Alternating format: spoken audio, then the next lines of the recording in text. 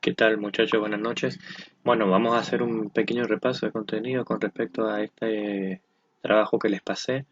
Recordemos que esto nos va a servir como repaso de las unidades 8 y 9. Y la unidad 7 era el trabajito que yo le había pasado sobre propiedad horizontal, que le había pedido que calculen los materiales necesarios para la instalación de la cometida múltiple del gabinete de medidores, ¿sí? Bien. Recordemos otra cosa también, yo le había pasado a ustedes un cronograma y ese cronograma indica que el viernes que viene va a haber un examen. Ese examen va a ser por medio de un cuestionario, y así que eso le voy a mandar un mensaje en el grupo, cosa que quede bien anotado ahí en el grupo de cómo lo vamos a trabajar. Bien, comencemos. Vamos a dejar la parte de iluminación para otro videito y en esta primera parte vamos a ver los circuitos de mando de motores. Tengamos en cuenta lo siguiente. Esta chapa característica que ustedes ven acá va a estar siempre disponible en sus motores. Siempre, siempre, en el 100% de los casos no se lo puedo asegurar porque, por ejemplo, si mandan a bobinar el motor, es muy probable que el bobinador o anule esto y le saque directamente los 6 cables o lo modifique. Entonces ustedes siempre tienen que tener en cuenta que una vez que mandan a bobinar el motor, le pregunten siempre a su bobinador cuáles son los pines por donde va a ingresar la corriente y cuáles son los bornes de control de ese motor, ¿sí? O de última que le dicen que no le modifique la caja de control.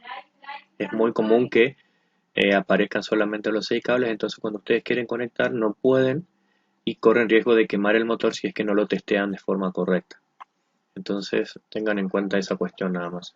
Yo lo que les recomiendo es, si les llega un motor con los 6 cables hacia afuera y le piden a ustedes que lo conecten, le dicen al dueño que se trate de conectar con el bobinador, que trate de ver cuáles son los bornes por donde ingresa la corriente, por donde sale, y en función de eso recién ahí ustedes hacen el control de motor. De lo contrario, traten de no agarrar el trabajo, o si lo agarran, cobren bien, porque en realidad no es un trabajo que ustedes no deberían estar realizando. Entonces, tengamos en cuenta esto, los bornes por donde ingresa la corriente siempre van a estar disponibles de un lado de la caja y el otro lado van a estar los bornes internos de la bobina por donde sale la corriente. Entonces, recordemos que si nosotros colocamos de esta manera los bornes, la conexión va a ser estrella porque lo que voy a estar haciendo es conectar los 3 bornes juntos. En cambio, si yo coloco estas 3 barras en paralelo, la conexión que voy a estar haciendo va a ser triángulo. ¿Sí? Eso yo lo había explicado en el videito anterior. Cualquier cosa, si no se comprende, me avisan y lo volvemos a repasar. Ahora vamos a lo nuestro, a lo que vamos a hacer ahora. Entonces yo le pasé este esquema primero. En este esquema yo tengo 2 circuitos, pero los 2 circuitos se corresponden con el mismo circuito general. ¿Sí? O sea que todos estos 2 circuitos que tengo acá es el mismo en realidad. ¿Qué pasa? En la bibliografía y en los circuitos industriales siempre va a estar separado lo que es la parte de potencia de la parte de mando, de baja potencia. ¿Por qué? Porque la parte de baja potencia normalmente está en una bornera y el circuito principal normalmente, que es a lo que ustedes tienen acceso, y el circuito principal normalmente está dentro del tablero, que es a lo que no tenemos acceso. ¿Sí? Entonces, si nosotros analizamos, vamos a ver primero que nada los elementos que tiene este circuito. ¿Sí? Entonces tenemos las 3 líneas. Recordemos que en un circuito para motor trifásico no necesitamos neutro. Entonces lo único que tenemos acá es el cable de protección que tengo acá abajo. Y el neutro va a estar, o lo vamos a necesitar para el circuito de mando. Pero para el circuito principal, recordemos que siempre al motor van directamente las 3 fases. Entonces tengo circuito principal, tengo un seccionador, ¿sí? Un seccionador que puede ser un seccionador bajo carga, puede ser un interruptor térmico, dependiendo del tipo de motor que tengo. Tengo un banco de fusibles, ¿sí? Que los fusibles también hay diversas operaciones dependiendo de la potencia, puede ser un fusibles con riel DIN, pueden ser fusibles tipo NH, pueden ser cualquier fusibles tipo botellas, o sea, puede ser cualquier tipo de fusibles disponibles dependiendo siempre de la capacidad del motor. Y ahora sí vamos a nuestros elementos. Tengo un elemento que dice KM1 que si veo es una llave que se conecta toda junta, y si veo acá dice KM1 y acá dice KM1 asociado a A1 y A2. Entonces relaciono que si KM1 tiene un A1 y un A2, que es el símbolo de una bobina, este KM1 son los bornes de potencia de mi contactor. O sea que esta parte que está en el circuito de mando más estos bornes que tengo aquí de potencia son mi contactor. ¿Sí? Si vamos al gráfico del contactor, para recordarlo, vamos a ver que mi contactor tiene esa nomenclatura. ¿Sí? Entonces tiene mi A1, A2 y pues tiene 1, 2, 3, 4, 5, 6 que son los bornes de potencia. Que son los bornes que yo tengo acá. 1, 2, 3, 4, 5, 6 y A1, A2. O sea que esto que está acá y esto que está acá es mi contactor. Y abajo dice FR1 y si vengo acá dice también FR1, como una llave. Y estos son tres bobinas que es el símbolo de un relé térmico. ¿Sí? O sea que mi circuito principal consta de una termomagnética, un banco de fusibles, los bornes de potencia del contactor, el relé térmico y por último mi motor. ¿Sí? Para aclarar un poco cómo funciona el relé térmico, yo le armé una presentación que la idea es que ustedes se aclaren un poco más los temas acá con respecto a lo que es un relé térmico y que es un guardamotor. Entonces, yo tengo este relé térmico. ¿Y para qué me sirve el relé térmico? El relé térmico van a ver que tiene un anclaje, que este anclaje va directamente sobre el contactor. Y estos tres bornes vienen directamente, entran a los bornes 2, 4 y 6 de potencia del contactor. O sea que esto va encimado sobre el contactor. Una vez que yo lo coloco a esto, van a ver que entonces si el contactor se activó, me va a mandar corriente, las tres fases me va a mandar sobre estos bornes y van a salir esas fases por acá. ¿Sí? ¿Cuáles son los botones que tengo? Tengo un botón de parada de emergencia. Tengo un botón de rearmado, porque este botón de rearmado lo que hace es que cuando el relé térmico se activa, sale hacia afuera, entonces lo único que tengo que hacer es meterlo y girarlo para trancarlo de vuelta. Un cursor que me va a permitir a mí regular la corriente máxima de activación del relé térmico. Y los contactos auxiliares que son llaves. Entonces van a ver que tengo un 95-96 que dice ahí, no sé si se llega a ver con claridad, pero dice NC. Y un 97-98 que dice NO. El NC recordemos que es uno normalmente cerrado y el NO es uno normalmente abierto. ¿Qué quiere decir esto? Si yo agarro ahora y mido esta llave va a estar cerrada. Si mido esta llave va a estar abierta. ¿Sí? Cuando el relé térmico se activa su protección, el NC se abre y el NO se cierra. Ahora vamos a ver para qué nos sirve eso. ¿Cómo funciona un relé térmico? Y bueno, antes de seguir cómo funciona un relé térmico, vamos a ver qué es un guardamotor. El guardamotor van a ver que es bastante similar, nada más que yo no tengo los bornes de anclaje hacia un contactor, sino que directamente tengo que entrar con el cable acá. ¿Sí? Este sería un guardamotor común y este ya sería un guardamotor con bornes auxiliares. ¿Sí? Entonces, en el guardamotor lo único que hago es, entran las tres corrientes, las tres fases, perdón, y salen las tres fases.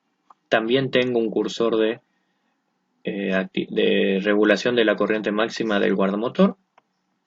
Y la diferencia principal que tengo con un relé térmico es que tiene un botón de encendido y un botón de apagado. De la misma manera acá es esto, nada más que esta llave lo único que tengo que hacer es girarla para encenderlo o para apagarlo. Y cuando se activa el guardamotor se salta sola esa llave. ¿Está? La diferencia que tengo entre un contactor y el otro, entre un guardamotor y el otro, vuelvo a repetir, es que el de la derecha, el Siemens, tiene ya contactos auxiliares. O sea, tiene una llave NC y una llave NO. ¿No? Una llave normalmente abierta y una llave normalmente cerrada. ¿Sí? Entonces, acá tenemos las dos formas de conexión. Primero con un relé térmico.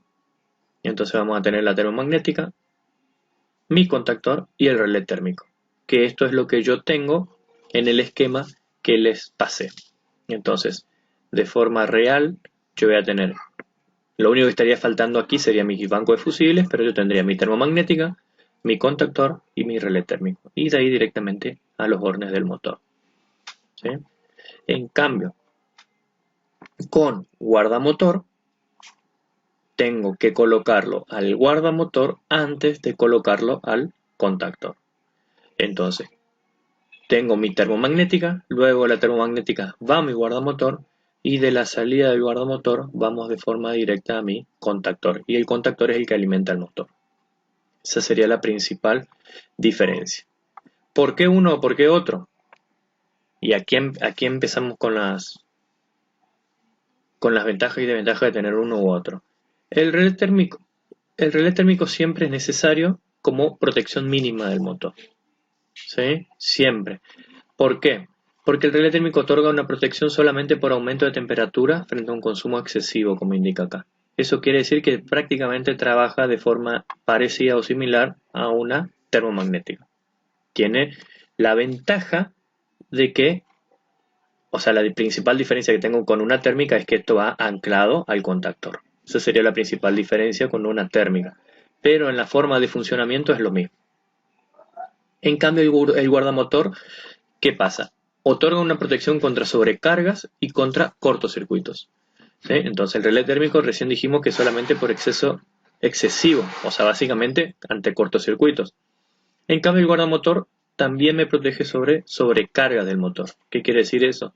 Si yo lo calibro a una determinada corriente, el guardamotor se activa por encima de esa corriente. No hay caso de que me mantenga esa corriente durante un cierto tiempo y recién se active. No, directamente se activa. O sea que una protección con guardamotor es mucho mejor que una protección con relé térmico. ¿Sí? Obviamente que las diferencias que hay van a hacer que yo voy a tener que el guardamotor no se ancla directamente a un contactor. Entonces las conexiones tienen que ser sí o sí de forma cableada. Entonces, si yo tengo relé térmico o guardamotor, va a depender de las protecciones que yo le quiera agregar. Ahora bien, ¿hace falta colocar un guardamotor y un relé térmico? No, no hace falta. ¿Sí? ¿Por qué? Porque en teoría el guardamotor actuaría antes siempre que un relé térmico. ¿Hay circuitos donde se colocan las dos cosas? Sí, hay circuitos donde se colocan las dos cosas, sobre todo si yo tengo equipamientos muy caros, motores de 5 HP o más, normalmente se colocan las dos protecciones debido a que si no funciona uno se activa la otra. ¿Sí? Bien, esto yo le voy a pasar para que ustedes tengan, entonces vamos a ver cómo trabaja este circuito que yo tengo acá. Bien, recién dijimos que el 95-96 de mi guardamotor, de mi relé térmico, perdón, era el NC, el normalmente cerrado. Entonces, en modo normal, esa llave está cerrada, ¿sí? Sin que se caliente nada el motor, esa llave está cerrada. Entonces, en el circuito de mando que voy a tener un fusible, como protección básica nada más contra mi circuito de mando,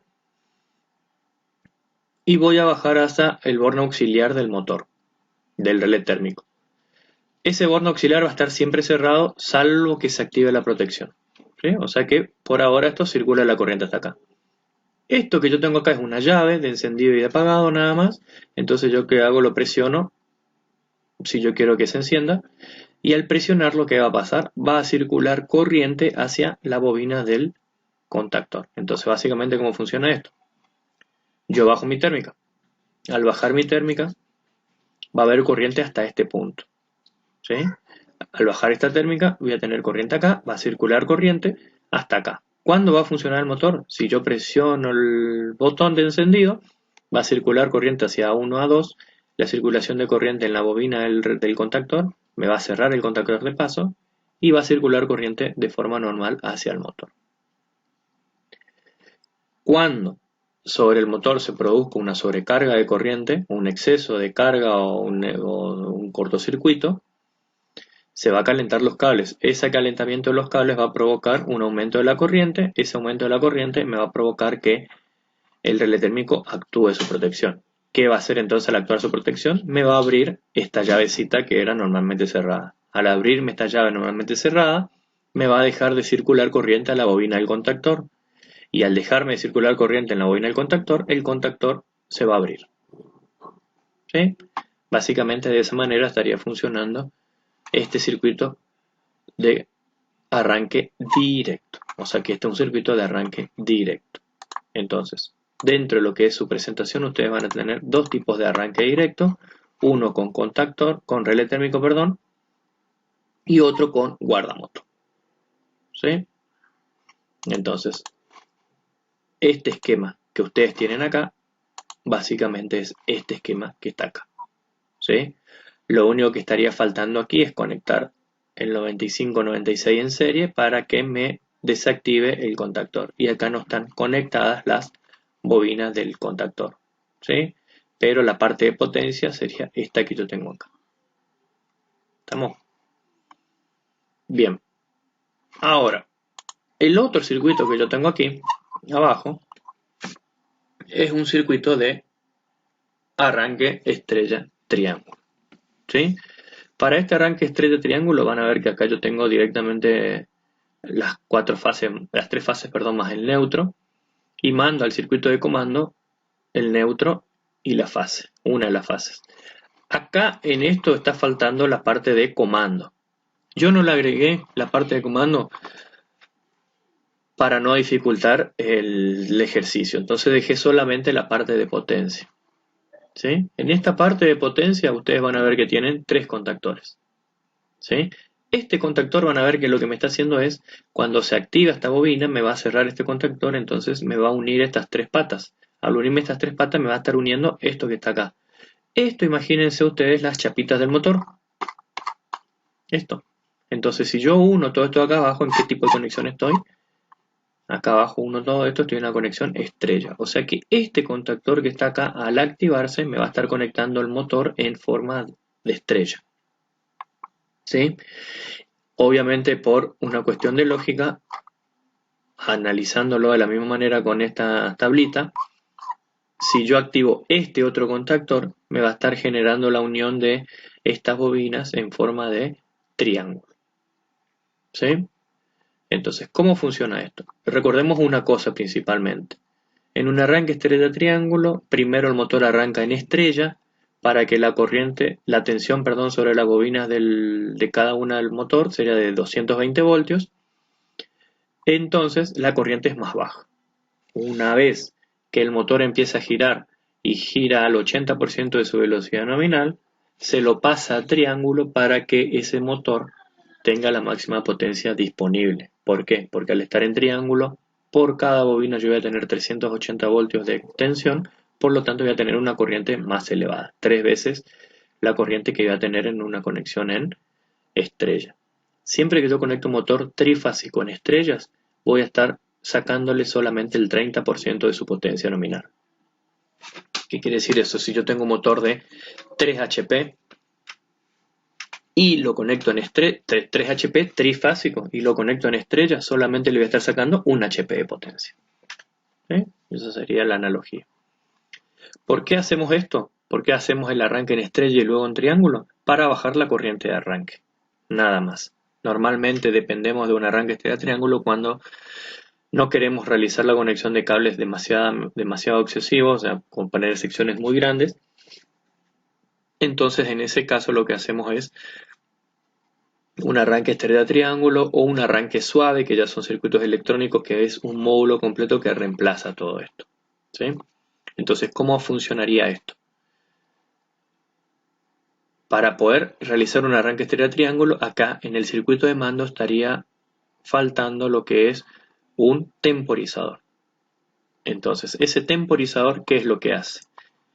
Primero me manda una corriente a la bobina KM2 Entonces me la activa esa bobina durante un cierto tiempo, 5 segundos vamos a suponer, entonces 5 segundos el motor me lo conecta en estrella.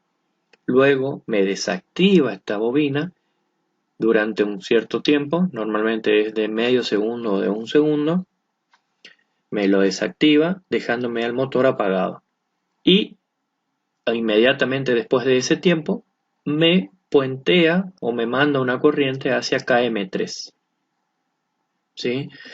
Entonces, una vez que mando una corriente a la bobina KM3, se me cierra este contactor y ahora el motor está conectado en triángulo. Ese temporizador se llama temporizador estrella triángulo y ya viene con los tiempos regulados como para los distintos tipos de motor. Entonces, vamos a buscar ese temporizador, la verdad que todavía no lo tengo por acá, pero si lo buscamos, vamos a ver que es un temporizador estrella triángulo, como el web. Entonces ese temporizador lo que va a hacer es directamente conectarme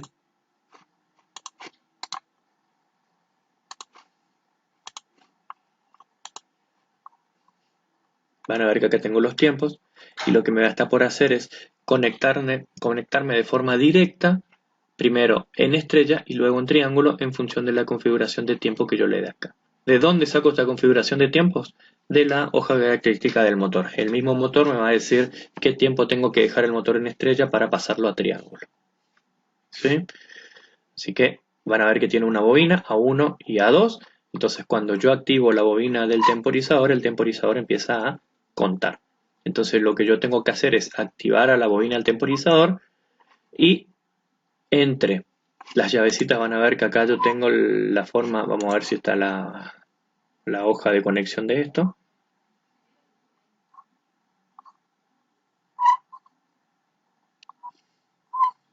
Yo justo acá en casa no tengo ningún relé ningún temporizador estrella triángulo como para mostrarlo, lo dejé todo en la popular, pero tiene que estar por aquí.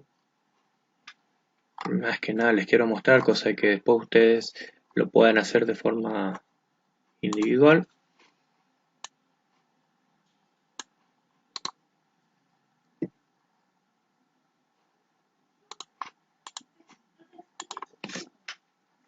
Van a ver que ahí en el costadito indica, esta es lo que está al costado del temporizador, me indica a mí cuáles son las formas de conectarla. Van a ver que A1, B1 y A2 son las bobinas. ¿Por qué? Porque normalmente los temporizadores, estos, o la mayoría, se activan por dos tensiones diferentes. Eso es algo que tienen que verificar ustedes. Entonces normalmente A1 y A2 es una bobina de 220 voltios y B1 A2 es una bobina de 12 o de 24 voltios dependiendo de la configuración del temporizador.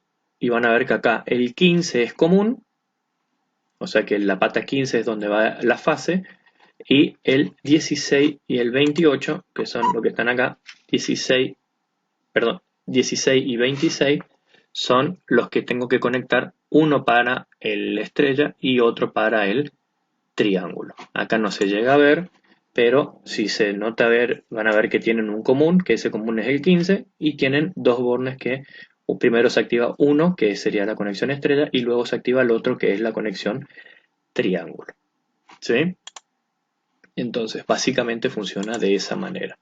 Yo voy a tener un temporizador, entonces que primero me va a activar el contactor de estrella y luego me va a activar el contactor de triángulo. ¿Sí? Y la parte de potencia trabaja de la misma manera. Entonces, lo primero que hago es bajo la térmica y cuando yo presiono el temporizador ya directamente me cierra también KM1.